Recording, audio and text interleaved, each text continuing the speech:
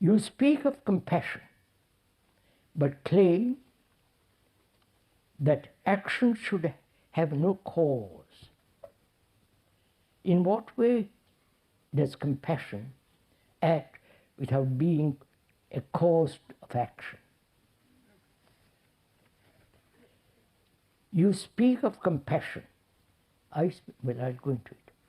You speak of compassion, but claim that action should have no cause. In what way does compassion act without having a cause?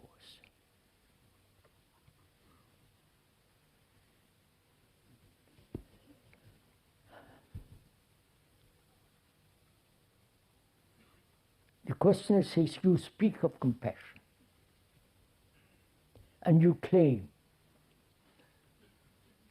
Please, the speaker doesn't claim anything.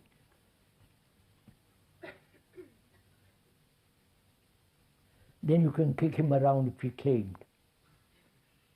But as he doesn't claim anything, and he doesn't speak of compassion as though something extraordinary that human beings have lost or not found. So we are going to this question together. What is compassion? What is love?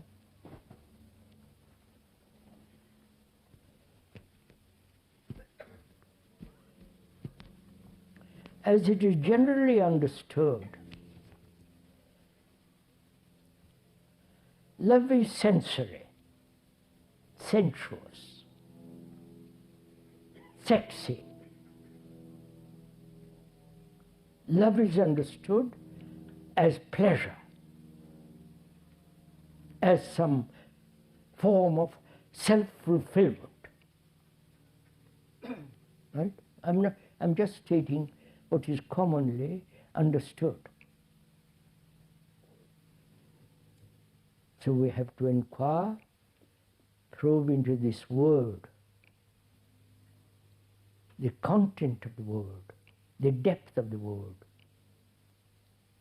the real quality of that word. That word has been ruined, spat upon, trodden down, vulgarized, any other word you like to use. So, pushing all that aside, what is love?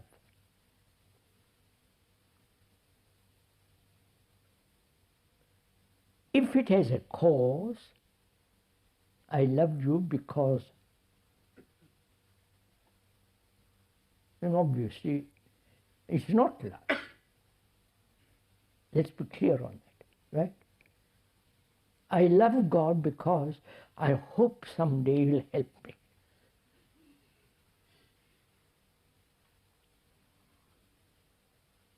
I love my wife because some, etc. I don't have to go into all that.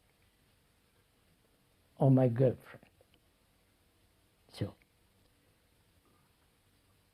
if we are very clear that love has no cause,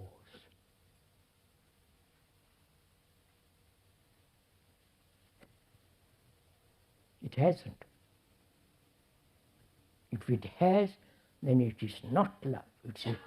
It's a convenience, self-satisfaction. It is gratification, companionship, escape from loneliness, and all that kind of stuff. But if it is real, that it has no cause. I don't love you. I don't love you because you are an audience which helps me to fulfill myself, which is too silly. So, love has no cause, right? This is not a verbal assessment, a verbal intellectual agreement. It's a deep truth.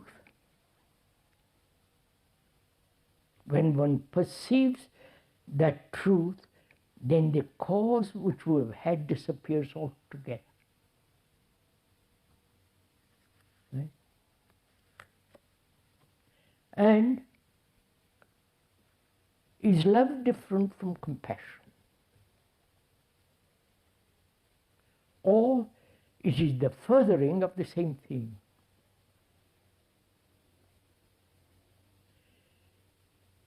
Can there be compassion, that sense of enormity of it, the beauty of it, the quality, the depth of that word? Can that compassion exist where there is sorrow? I may be suffering because I've lost this and I'm suffering from loneliness. I'm suffering. And out of that suffering, I attach myself to certain ideological principles. I become a Hindu, or a Buddhist, or a Christian. I anchor my being in there and then go out to help you. Because I think I'm compassionate. Is that compassion? You're following? Are we together in this? We are investigating. We are not asking that you should agree. If I'm attached to some principle, to some belief, to some faith, and that's my strength, my anchor, and then I talk about compassion. Go to the world, go to China and help there, or India, the poor people. Is that compassion?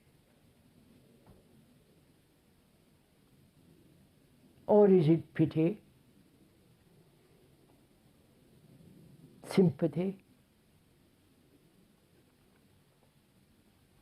kindness, generosity?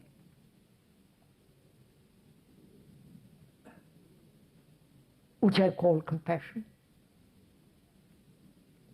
Or compassion cannot possibly exist when there is any kind of anchorage.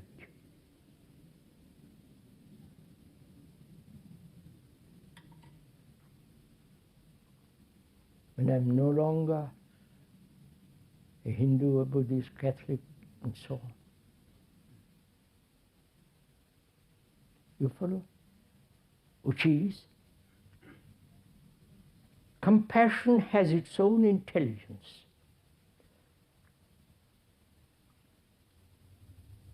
It is unintelligent to have an anchorage of security in some deity, some symbol, some faith. That indicates lack of intelligence.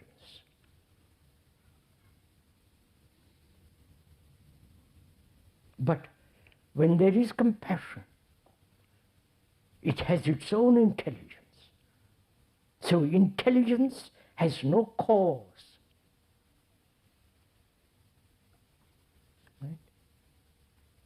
Because if it has a cause, I'm intelligent because I've read books, I've clever arguments and so on. That's not intelligence. There's cleverness, erudition, professional activity. So compassion, love have no cause, and therefore that as intelligence has no cause, love, compassion, intelligence go together.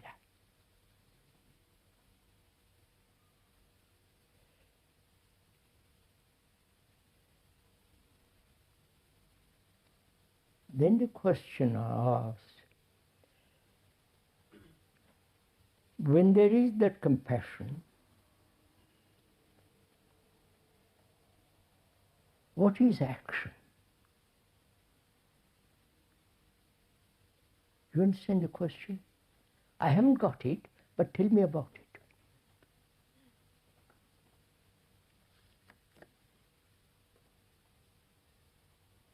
I don't know what love is, but what is the action of that love? We are back into theories,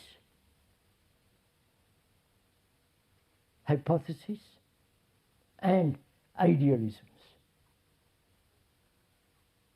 Tell me what it is to live with love, though in my heart I don't know what that flame is. And it would be foolish to talk about what that is when one hasn't got the flame. So the question then arises, why is it human beings who have undergone such tremendous agonies, dreadful wars, shedding tears beyond all the rivers, and yet they are going on the same way, killing each other, make all the rest of it. Where there is compassion and intelligence, that very intelligence is action. But I haven't got it. It's good, sounds good in this tent. But when I leave it, it's gone. I've been stimulated by the speaker or by somebody else, and it's not there. And that's a tragedy. So, again, what am I to do? How am I to capture that flame? You see, love is not an experience. All experiences are sensual. Reactions. As love is not desire, pleasure, reward, escape from one's own misery, if one sees that, observes it, then out of that observation, the thing may flower.